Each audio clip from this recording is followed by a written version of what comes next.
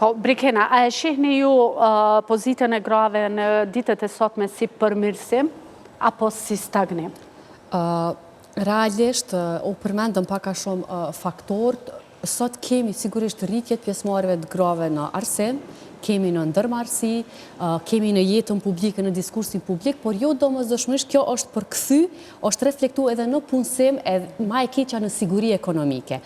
Andaj do të kisha pyetjes tonë do t'ju kisha përgjigj që më shumë kemi me një stagnim strukturor se sa me një progres qëndrueshëm, sepse progresi ka ardhur shumë i ngadalë, shumë i lehtë. Na mundemi me thonë që ka pas rritje në statistika, por janë aq lehtë të rritura edhe gjithmonë të reflektuara njëjtë në proporcion me burra, sepse na vazhdojmë 1 me 3 me pas proporcionin.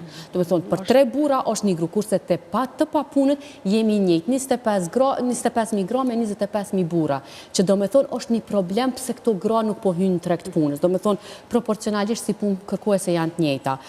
Pa dyshim, i kemi diskutu faktorët, probleme strukturore, aspekti sociokulturor, kujdesi për familjar, qofshin fëmijë, qofshin të familjar të tjerë, që gjithmonë ju lihet grave, por pastaj janë edhe pengesa sistematike në kuptimin e infrastrukturës dhe logjistikës, qoftë kjo si infrastrukturë rrugore, transporti, edhe pastaj infrastruktura logjistike për kujdesi fëmijëve. Kosova ka ende qytete të mëdha të cilat nuk kanë fare qerdhe, fare kopshte.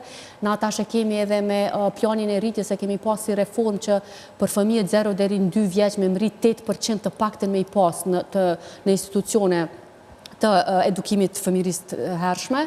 Kemi mri 7.9 jemi aty, por është shumë i ulët. Edhe që këto e bojnë pastaj që gratë mos me qenë, jo veç të kyquna në treg të punës, sepse na e kemi 2 probleme të gratë në treg të punës. Është kyqja edhe është qëndrimi në treg të punës.